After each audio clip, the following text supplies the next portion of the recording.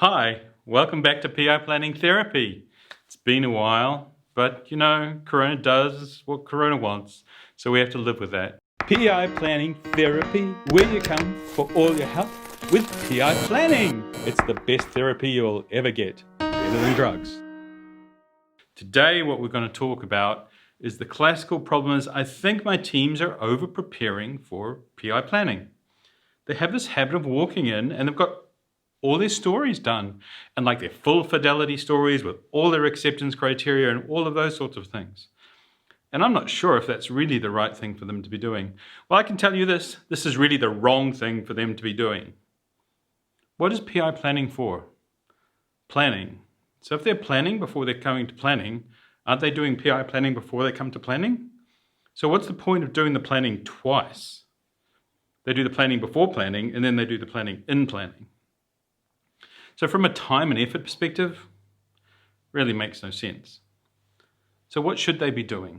Well, you're in your IP iteration.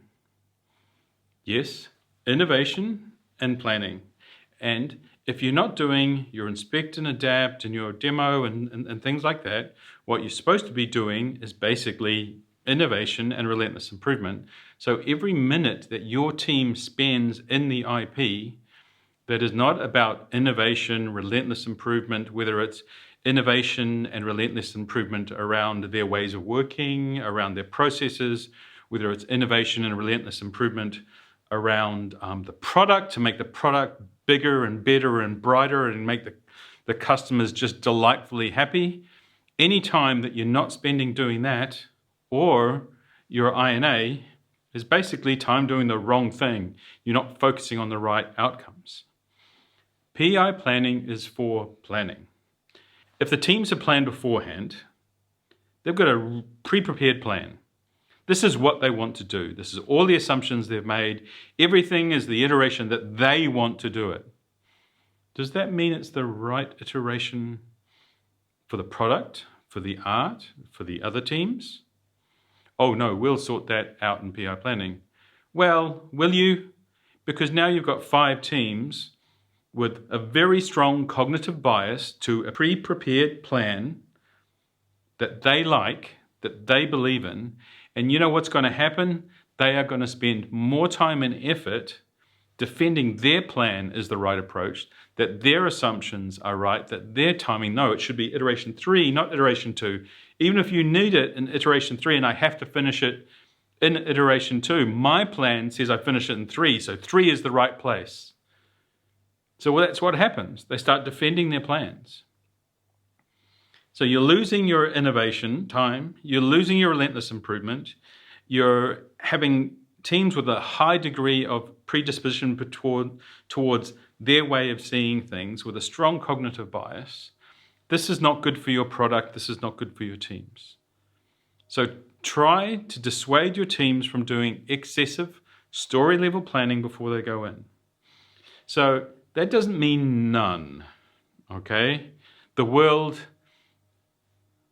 is in the gray zone. The truth is always in the gray zone. So do I do none or do I do some?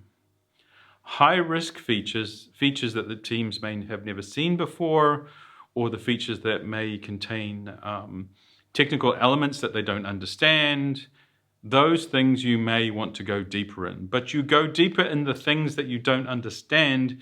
You don't go deeper into everything. Because the whole idea of PI planning, the reason it works so well, is we are all together in the room at the same level of plan. So as we walk together to create our art plan, we are having the conversations with all the stakeholders in the room relating to that plan. We're aligning dependencies, we're discussing assumptions, we're all doing that together at the same time.